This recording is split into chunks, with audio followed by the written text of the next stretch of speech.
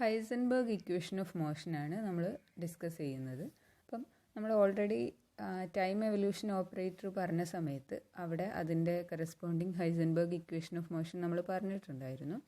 Anyway ഈ Heisenberg equation of motion എന്ന് പറയുന്നത് നമ്മുടെ ഹൈസൻബർഗ് പിക്ചറിനകത്തെ ഫണ്ടമെൻ്റൽ ഇക്വേഷൻ ഓഫ് മോഷനാണ്. ഓക്കെ, നമുക്കറിയാം, നമുക്ക് ഷ്രോഡിഞ്ചർ പിക്ചറിനകത്ത് ഷ്രോഡിഞ്ചർ ഇക്വേഷൻ ഓഫ് മോഷൻ ഉണ്ട്. ഷ്രോഡിഞ്ചർ ഇക്വേഷൻ ഓഫ് മോഷൻ എന്ന് പറയുമ്പം അവിടെ നമ്മൾ വേവ് ഫംഗ്ഷൻ്റെ ചേഞ്ചാണ് ആ ഒരു ഇക്വേഷനിൽ വരുന്നത്, അല്ലേ? ഡെറിവേറ്റീവ് നമുക്ക് വരുന്നത് വേവ് ഫംഗ്ഷൻ്റെയാണ്. വേവ് ഫംഗ്ഷൻ എന്ന് പറയുമ്പോൾ നമ്മൾ ഡിറാക് നൊട്ടേഷനിലേക്ക് വരുന്ന സമയത്ത് അതെന്താണ്? സ്റ്റേറ്റ് കെറ്റാണ്, അല്ലേ? വേവ് ഫംഗ്ഷൻ എന്ന് പറയുന്നതിന് നമ്മൾ ഒരു കെറ്റ് വെച്ചിട്ടാണ് റെപ്രസെൻ്റ് ചെയ്യുന്നത്. സോ സ്റ്റേറ്റ് കെറ്റിൻ്റെ അതെങ്ങനെ ഇവോൾവ് ചെയ്യുന്നു എന്നുള്ളതാണ് നമ്മൾ ഷ്രോഡിഞ്ചർ പിക്ചറിൽ പറയുന്നത് എങ്കിൽ, ഇവിടെ ഹൈസൻബർഗ് പിക്ചറിൽ നമുക്കറിയാം ഇവിടെ ആരാണ് മാറുന്നത്? സ്റ്റേറ്റ് മാറുന്നില്ല, സ്റ്റേറ്റ് കെറ്റ് ഫിക്സ്ഡ് ആണ്. ഇവിടെ നമുക്ക് ഒബ്സർവബിൾസ് ആണ് മാറുന്നത്, അല്ലേ? അതുകൊണ്ട് തന്നെ നമ്മുടെ ഇക്വേഷൻ ഓഫ് മോഷൻ എന്തായിരിക്കും? ഒബ്സർവബിൾസിൻ്റെ ചേഞ്ചിനെ ആയിരിക്കും കാണിക്കുന്നത്. ഓക്കെ, എനിവേ നമുക്ക് ഈ ഒരു ഡെറിവേഷൻ സ്റ്റാർട്ട് ചെയ്യാനായിട്ട് നമുക്കറിയാം, ഹൈസൻബർഗ് പിക്ചറിനകത്ത് നമ്മൾ പറഞ്ഞു സ്റ്റേറ്റിന് മാറ്റമൊന്നുമില്ല, അവിടെ ഒബ്സർവബിൾ ആണ് ടൈമിനനുസരിച്ച് ഇവോൾവ് ചെയ്യുന്നതെന്ന് പറഞ്ഞു, അല്ലേ? ആൻഡ് വി ഹാവ് ഹൈസൻബർഗ് പിക്ചറിനകത്തെ ഒബ്സർവബിൾ എ എച്ച് എന്ന് പറയുന്നത് നമുക്ക് എങ്ങനെയാണ് കിട്ടുന്നത്? A H is equal to, ഇത് ഇവോൾവിംഗ് ആണ് ടൈമിനനുസരിച്ച്, യു ആണ് നമ്മുടെ ടൈം എവല്യൂഷൻ ഓപ്പറേറ്റർ എങ്കിൽ we have A H is equal to U dagger A S U.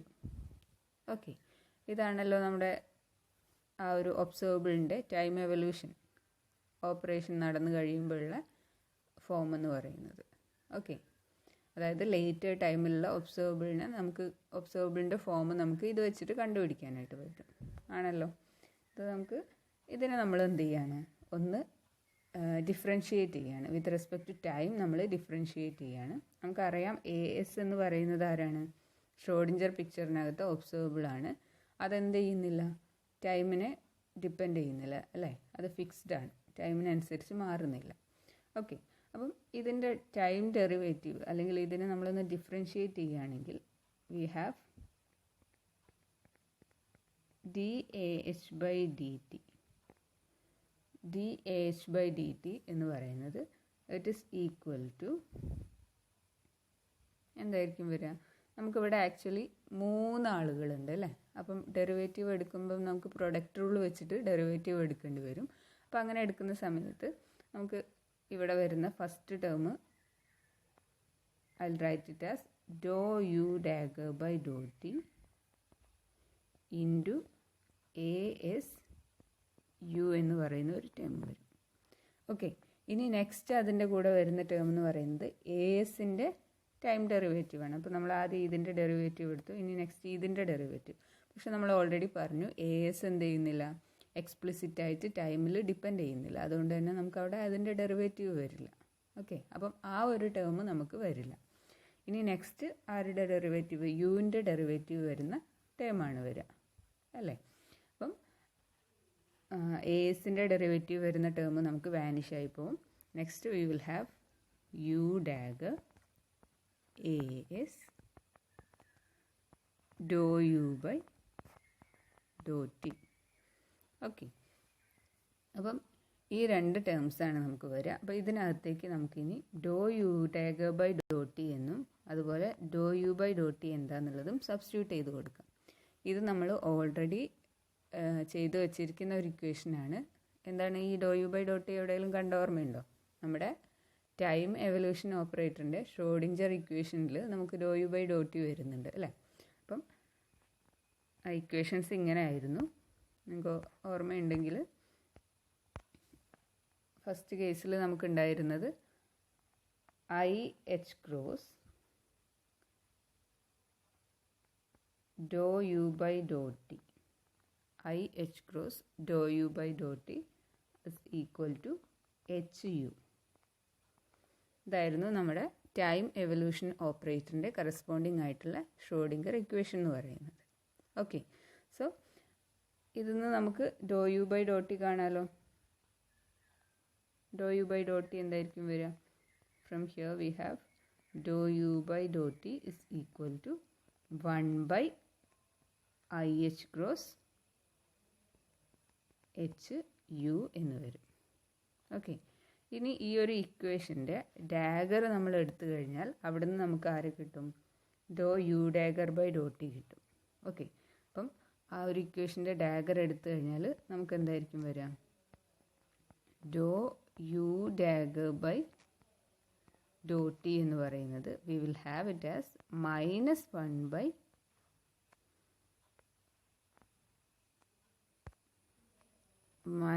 1 by IH cross U dagger H എന്ന് വരും.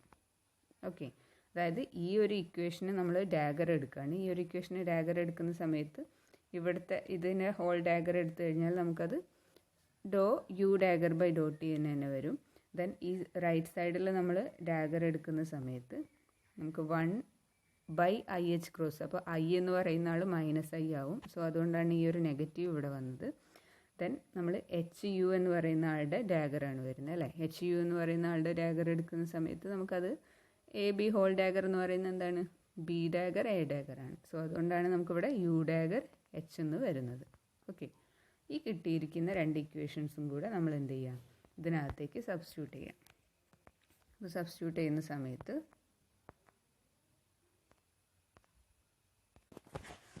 ഓക്കെ, നമ്മൾ ആ ഒരു സബ്സ്റ്റിറ്റ്യൂഷൻ നടത്തുന്ന സമയത്ത് നമുക്കവിടെ d A by d t ഇതായിരുന്നു നമ്മുടെ ഇക്വേഷൻ അല്ലേ. ഈ ഫസ്റ്റ് കാണിച്ചതാണ് നമ്മുടെ ഇക്വേഷൻ. സോ അതിനകത്തേക്ക് നമ്മൾ സബ്സ്റ്റിറ്റ്യൂഷൻ നടത്തുകയാണ്. Doh U dagger by Dr T ആണ് ആദ്യം കൊടുക്കുന്നത്. Doh U dagger by Dr T നമുക്ക് കിട്ടി -1 by H cross U dagger H ആണ് അല്ലേ. -1 by H cross U dagger H ആണ് ഇതിൻ്റെ സബ്സ്റ്റിറ്റ്യൂഷൻ. ദെൻ എ എസും യുവും നമ്മൾ എഴുതിയിട്ടുണ്ട്. അവിടെ നമ്മൾ എക്സ്ട്രാ ഒരു യു ഡാഗർ കൊടുത്തിട്ടുണ്ട്. ഓക്കെ, യു ഡാഗർ നമുക്കറിയാം 1 ആണെന്നുള്ളത്. കാരണം യു എന്ന് പറയുന്നത് നമ്മുടെ ടൈം എവല്യൂഷൻ ഓപ്പറേറ്റർ ആണ്, which is a unitary operator. So U dagger 1 ആണ്. അത് നിങ്ങൾ നെക്സ്റ്റ് സ്റ്റെപ്പിൽ ചെയ്താലും മതി. ഞാൻ ഡയറക്റ്റായിട്ട് ഒരു സ്റ്റെപ്പിൽ തന്നെ എഴുതിയെന്നേ ഉള്ളൂ.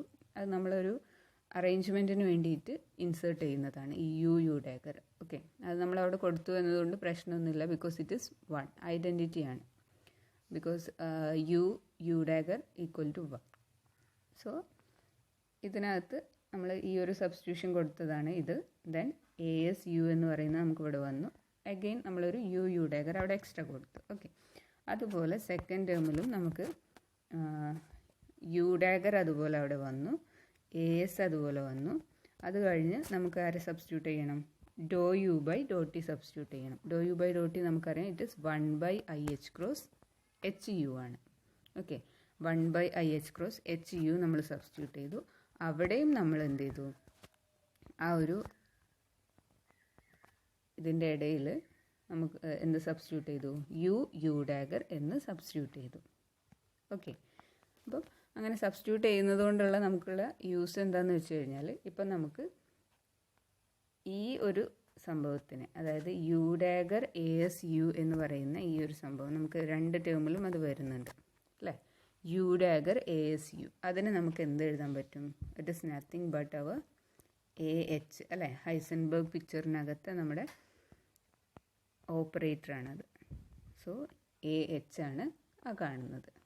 ഓക്കെ, സോ ഇനി നമ്മൾ ഈ ഒരു ഇക്വേഷനിലേക്ക് നോക്കിക്കഴിഞ്ഞാൽ നമുക്കിവിടെ ഉള്ളത്, ഇപ്പം ഈ ടേം ഫസ്റ്റ് എടുക്കുകയാണെങ്കിൽ we have 1 by I H cross A H into U dagger H U minus 1 by I H cross U dagger H U into A H എന്നാണല്ലോ വരുന്നത്. എന്ന് പറഞ്ഞാൽ നമ്മൾ ആ ഒരു 1 ബൈ ഐ എച്ച് ക്രോസിന് പുറത്ത് എഴുതി കഴിഞ്ഞാൽ നമുക്കവിടെ ഒരു കമ്മ്യൂട്ടേറ്റർ കിട്ടുന്നുണ്ട്. ഓക്കെ, ഒരു കമ്മ്യൂട്ടേറ്റർ ബ്രാക്കറ്റ് നമുക്ക് കിട്ടുന്നുണ്ട്. അപ്പം ആ കമ്മ്യൂട്ടേറ്റർ ബ്രാക്കറ്റ് എന്ന് പറയുന്നത് ആരൊക്കെയാണ് അതിൽ വരുന്നത്? എ എച്ചും യു ഡാഗർ എച്ച് യുമാണ് വരുന്നത്. ഓക്കെ, സോ നമുക്കതിനെ ആ ഒരു കമ്മ്യൂട്ടേറ്റർ ഫോമിൽ A comma B commutator A B minus B A ആണ് അല്ലേ. അപ്പോൾ ആ ഒരു ഫോമിൽ നമുക്ക് ഇവിടെ ഒരു കമ്മ്യൂട്ടേറ്റർ കിട്ടുന്നുണ്ട്. അതിലെ എലമെൻറ്റ്സ് എന്ന് പറയുന്നത് ആരൊക്കെ ആയിരിക്കും? എ എച്ചും യു ഡാഗർ എച്ച് യുവും ആയിരിക്കും. Okay, so we have the equation as d A H by d t is equal to 1 by I H cross A H comma commutator A H comma U dagger H U എന്ന് വരും. Okay, ഇനി ഇതിനകത്ത് നമുക്ക് ഈ ഒരു U dagger H U എന്ന് പറയുന്ന സംഭവം, യു ഡാഗർ എച്ച് യു എന്ന് പറയുന്ന സംഭവത്തിന് നമുക്ക് യു ഡാഗർ എച്ച് യു ഇയാളെ നമുക്ക് ആക്ച്വലി എങ്ങനെ തന്നെ എഴുതാനായിട്ട് പറ്റും? This is equal to H തന്നെയാണ്. ഓക്കെ, അപ്പം ഈ യു ഡാഗർ എച്ച് യു എന്ന് പറയുന്നതിനെ നമുക്ക് എന്തായിട്ട് അനലൈസ് ചെയ്യാം? ശരിക്കും നമ്മൾ എച്ച് എന്ന് പറയുന്ന ആളെ ഇൻട്രൊഡ്യൂസ് ചെയ്യുന്നത് ഷ്രോഡിഞ്ചർ പിക്ചറിനകത്താണ്. എച്ച് എന്ന് പറയുന്ന ഹാമിൽട്ടോണിയൻ നമ്മൾ ഇൻട്രൊഡ്യൂസ് ചെയ്യുന്നത് ഷ്രോഡിഞ്ചർ പിക്ചറിനകത്താണ്. And u dagger H u, h എന്ന് പറയുന്നത് നമുക്കറിയാം ഒരു ഓപ്പറേറ്ററാണ് അല്ലേ? So U dagger H U എന്ന് പറയുമ്പം അതെന്താണ്? നമ്മുടെ ആ ഒരു ഷ്രോഡിഞ്ചർ പിക്ചറിലെ എച്ച് ആണ്. അത് ഹൈസൻബർഗ് പിക്ചറിൽ ടൈം എവല്യൂഷൻ എന്ന് പറയുന്ന ആ ഒരു ഓപ്പറേഷൻ നടക്കുകയാണെന്നുണ്ടെങ്കിൽ, ആ ഒരു യൂണിറ്ററി ട്രാൻസ്ഫോർമേഷൻ നടക്കുകയാണെന്നുണ്ടെങ്കിൽ നമ്മുടെ എച്ചിൻ്റെ ഫോമാണ് ഇത് അല്ലേ? ഏതൊരു ഓപ്പറേറ്ററിനും കറസ്പോണ്ടിങ് ആയിട്ട് ഹൈസൻബർഗ് പിക്ചറിലുള്ള ടൈം ട്രാൻസ്ലേഷൻ്റെ ആ ഒരു യൂണിറ്ററി ട്രാൻസ്ഫോർമേഷൻ്റെ ഭാഗമായിട്ട് ഓപ്പറേറ്റർ എങ്ങനെയാണ് മാറുക? U dagger into that operator into U, അങ്ങനെയാണ് മാറുന്നത് അല്ലേ?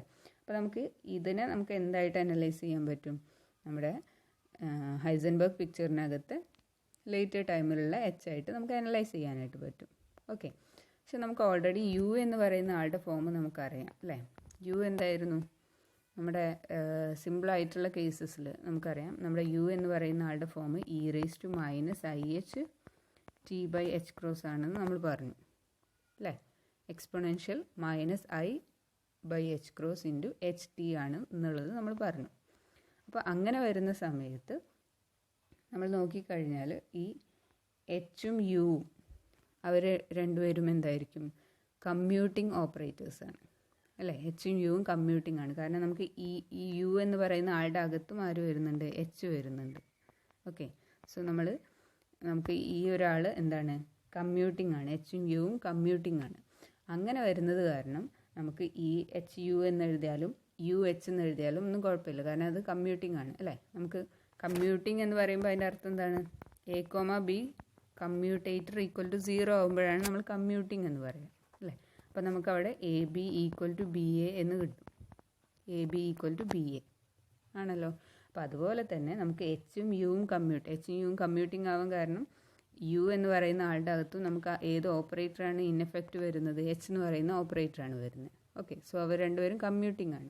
കമ്മ്യൂട്ടിംഗ് ആയതുകൊണ്ട് തന്നെ നമുക്ക് A B equal to B A എന്ന് എഴുതാവുന്ന പോലെ നമുക്ക് ഈ എച്ച് യു എന്ന് പറയുന്നതിന് നമുക്ക് യു എച്ച് എന്ന് എഴുതാം. യു എച്ച് എന്ന് എഴുതി കഴിയുമ്പോൾ നമുക്കിവിടെ എന്ത് വരും? യു ഡാഗർ യു എന്ന് വരും. യു ഡാഗർ യു വരുമ്പോൾ അത് 1 ആയിട്ട് again we will have this as H എന്ന് തന്നെ നമുക്കിവിടെ കിട്ടും. ഓക്കെ, സോ അതുകൊണ്ട് നമുക്ക് ഇയാളെ മാറ്റിയിട്ട് അവിടെ എന്ത് കൊടുക്കാനായിട്ട് പറ്റും? എച്ച് എന്ന് തന്നെ കൊടുക്കാനായിട്ട് പറ്റും. Thus our equation will become എങ്ങനെയായിട്ട് മാറും നമ്മുടെ equation? D A H by d t is equal to 1 by I H cross commutator A H comma h എന്ന് കിട്ടും. Okay, this is our Heisenberg equation of motion. ഇതാണ് നമ്മുടെ Heisenberg equation of motion വരുന്നത്. Okay, clear ആണല്ലോ? ഇവിടെ not ചെയ്യേണ്ട ഒരു point എന്താണെന്ന് വെച്ച് കഴിഞ്ഞാൽ നമ്മുടെ ഈ ഒരു എ എച്ച് എന്ന് പറയുന്ന ഒബ്സർവബിളിന് കറസ്പോണ്ടിങ് ആയിട്ടുള്ള ഓപ്പറേറ്റർ തന്നെയാണ് നമ്മൾ എ വെച്ച് റെപ്രസെൻ്റ് ചെയ്യുന്നത് അല്ലേ? അപ്പോൾ ആ ഒരു ഓപ്പറേറ്റർ അത് ക്ലാസിക്കൽ അനലോഗ് ഇല്ലാത്ത ഓപ്പറേറ്റർ ആണെങ്കിലും നമുക്ക് ഈ ഒരു ക്വാണ്ടം മെക്കാനിക്സിനകത്ത് ഈ ഒരു ഇക്വേഷൻ ഓഫ് മോഷൻ യൂസ് ചെയ്തിട്ട് നമുക്ക് അതിൻ്റെ ഡൈനാമിക്സ് സ്റ്റഡി ചെയ്യാനായിട്ട് പറ്റും. ഓക്കെ, അതായത് ഇപ്പോൾ ഫോർ എക്സാമ്പിൾ സ്പിൻ എടുക്കാം. സ്പിൻ ഓപ്പറേറ്ററിന് നമുക്ക് ക്ലാസിക്കൽ അനലോഗൊന്നും വരുന്നില്ല. അപ്പോൾ സ്പിൻ ഓപ്പറേറ്ററിൻ്റെ കേസിൽ നമുക്ക് ഈ ഒരു ഇക്വേഷൻ ഓഫ് മോഷൻ ഇപ്പം ഏതെങ്കിലും ഒരു പെർട്ടിക്കുലർ കമ്പണൻ്റ് ഓഫ് സ്പിൻ ആണെങ്കിൽ d S I by d t equal to 1 by I H cross SI, H commutator. Okay, ഈ ഒരു ഇക്വേഷൻ ഓഫ് മോഷൻ യൂസ് ചെയ്തിട്ട് നമുക്ക് സ്പിൻ പ്രിസിഷൻ ഡിസ്കസ് ചെയ്യാനായിട്ട് പറ്റും. പക്ഷേ ഇവിടെ ഈ ഒരു ഇക്വേഷന് നമുക്ക് ക്ലാസിക്കൽ കൗണ്ടർ പാർട്ട് ഒന്നുമില്ല. കാരണം ഇപ്പോൾ SZ ആണ് നമ്മൾ എടുക്കുന്നതെന്ന് വിചാരിക്കുക. അങ്ങനെയാണെങ്കിൽ ആ ഒരാളെ നമുക്ക് ജനറലൈസ്ഡ് കോർഡിനേറ്റിൻ്റെയും അതുപോലെ ജനറലൈസ്ഡ് മൊമെൻറ്റത്തിൻ്റെയും ഫംഗ്ഷനായിട്ട് നമുക്ക് എഴുതാനായിട്ട് പറ്റില്ല. ഓക്കെ, അപ്പം അങ്ങനെ വരുന്ന സമയത്ത് ഈവൻ ദോ ക്ലാസിക്കൽ അനലോഗ് ഇല്ലാത്ത ഒബ്സർവബിൾസ് ആണെങ്കിൽ പോലും നമുക്ക് എന്ത് ചെയ്യാനായിട്ട് പറ്റും? ഈ ഒരു ഇക്വേഷൻ ഓഫ് മോഷൻ യൂസ് ചെയ്തിട്ട് അതിൻ്റെ ഡൈനാമിക്സ് നമുക്ക് സ്റ്റഡി ചെയ്യാനായിട്ട് പറ്റും. ഓക്കെ, ഇനി വേറൊരു പോയിൻ്റ് എന്താണെന്ന് വെച്ച് കഴിഞ്ഞാൽ നമുക്കിവിടെ ഇതാണ് ഇപ്പോൾ നമ്മുടെ ഹൈസൻബർഗ് ഇക്വേഷൻ ഓഫ് മോഷൻ അല്ലേ, ക്വാണ്ടം മെക്കാനിക്സിനകത്ത് Heisenberg equation of motion. If you remember നമ്മുടെ ക്ലാസിക്കൽ മെക്കാനിക്സിലെ ഇക്വേഷൻ ഓഫ് മോഷൻ എന്തായിരുന്നു അത്? It was dA/dt is equal to A, H. ഇവിടെ നമ്മുടെ ഈ ഒരു ബ്രാക്കറ്റ് എന്ന് പറയുന്നത് ഏതായിരുന്നു? ക്ലാസിക്കൽ മെക്കാനിക്സിനകത്തെ പോയ്സോൺ ബ്രാക്കറ്റ് ആയിരുന്നു. ഓക്കെ, അത് ഡിസ്കസ് ചെയ്ത സമയത്ത് ഞാൻ പറഞ്ഞിരുന്നു, ഇവർ തമ്മിലുള്ള ഒരു റിലേഷൻ ഞാൻ പറഞ്ഞിട്ടുണ്ടായിരുന്നു. എനിവേ, സോ ഇതായിരുന്നു നമ്മുടെ ക്ലാസിക്കൽ മെക്കാനിക്സിനകത്തെ ഇക്വേഷൻ ഓഫ് മോഷൻ. അപ്പം നമ്മളിവിടെ കമ്പയർ ചെയ്യുന്ന സമയത്ത് ഓഫ് കോഴ്സ് നമ്മൾ പറഞ്ഞു ഈ ഒരു ഇക്വേഷൻ നമുക്ക് ക്ലാസിക്കൽ അനലോഗ് ഇല്ലാത്ത ഒബ്സർവബിൾസിൻ്റെ കേസിൽ നമുക്ക് എഴുതാനായിട്ട് പറ്റും എന്നുള്ളത് പറഞ്ഞു. ഇനി നമുക്ക് ക്ലാസിക്കൽ അനലോഗ് ഉള്ള ഓപ്പറേറ്റേഴ്സ് ആണെന്ന് വിചാരിക്കാം. അങ്ങനെ വരുന്ന സമയത്ത് നമുക്ക് ഈ രണ്ട് ഇക്വേഷൻസിനെയും തമ്മിൽ നമുക്ക് കണക്ട് ചെയ്യാനായിട്ട് പറ്റും അല്ലേ. എന്ന് പറഞ്ഞു കഴിഞ്ഞാൽ ക്ലാസിക്കൽ അനലോഗുള്ള ഒബ്സർവബിൾസിൻ്റെ കേസിൽ നമുക്ക് ഈ ക്ലാസിക്കൽ ഇക്വേഷൻ നമ്മുടെ ഈ ക്വാണ്ടം മെക്കാനിക്കൽ ഇക്വേഷനിൽ നിന്ന് നമുക്ക് ഒബ്റ്റെയിൻ ചെയ്യാനായിട്ട് പറ്റും അല്ലേ. നമ്മുടെ ഒബ്സർവബിളിന് ക്ലാസിക്കൽ അനലോഗ് ഉണ്ട് എന്നുണ്ടെങ്കിൽ നമുക്ക് ഈ ഒരു dA/dt dAh/dt equal to 1/IH cross AH, H എന്ന് പറയുന്ന ഈ ഒരു ഇക്വേഷൻ ഓഫ് മോഷനിൽ നിന്ന് നമുക്ക് എന്ത് ഒബ്റ്റെയിൻ ചെയ്യാനായിട്ട് പറ്റും? ക്ലാസിക്കൽ ഇക്വേഷൻ നമുക്ക് ഒബ്റ്റെയിൻ ചെയ്യാനായിട്ട് പറ്റും. ഓക്കെ, ഇനി അവിടെ വരുന്ന വേറൊരു പോയിന്റ് എന്താണെന്ന് വെച്ച് കഴിഞ്ഞാൽ നമുക്ക് ഈ രണ്ട് ബ്രാക്കറ്റുകൾ തമ്മിൽ നമ്മുടെ ക്വാണ്ടം മെക്കാനിക്സിനകത്തെ കമ്മ്യൂട്ടേറ്റർ ബ്രാക്കറ്റിനെയും അതുപോലെ ക്ലാസിക്കൽ മെക്കാനിക്സിനകത്ത് പോയ്സോൺ ബ്രാക്കറ്റിനെയും കൂടെ കണക്ട് ചെയ്തിട്ട് we can write will have IH cross. ഈ ബ്രാക്കറ്റ് നമ്മൾ ക്വാണ്ടം മെക്കാനിക്സിനകത്ത് കമ്മ്യൂട്ടേറ്റർ ബ്രാക്കറ്റിനെയാണ് ഉദ്ദേശിക്കുന്നത്. This is equal to classical. Okay, അതായത് ഇവിടെ വേണമെന്നുണ്ടെങ്കിൽ കൺഫ്യൂഷൻ ഉണ്ടെങ്കിൽ A, B ഇട്ടിട്ട് എഴുതാം നിങ്ങൾക്ക്. അതായത് ക്ലാസിക്കൽ മെക്കാനിക്സിനകത്തെ പോയ്സോൺ ബ്രാക്കറ്റ് എന്ന് പറയുന്നത് നമുക്ക് എങ്ങനെ ഒബ്റ്റെയിൻ ചെയ്യാനായിട്ട് പറ്റും? ക്വാണ്ടം മെക്കാനിക്സിനകത്ത് കമ്മ്യൂട്ടേറ്റർ ബ്രാക്കറ്റ് എടുത്തിട്ട് അതിനെ IH ക്രോസ് വെച്ച് ഡിവൈഡ് ചെയ്താൽ മതി. അപ്പം ഫോർ ഒരു എക്സാമ്പിൾ വേണമെങ്കിൽ ഞാൻ പറയാം. നമുക്ക് XPX എന്ന് പറയുന്ന ബ്രാക്കറ്റ് നമ്മൾ എടുക്കുകയാണെങ്കിൽ XPX എന്ന് പറയുന്ന ബ്രാക്കറ്റ് നമുക്ക് ക്വാണ്ടം മെക്കാനിക്സിനകത്ത് ഇതിൻ്റെ വാല്യൂ വരുന്നത് IH ക്രോസ് എന്നാണ്. ഓക്കെ, XPX എന്ന് പറയുന്ന കമ്മ്യൂട്ടേറ്റർ ബ്രാക്കറ്റിൻ്റെ വാല്യൂ നമുക്ക് IH ക്രോസ് എന്നാണ് വരുന്നത്.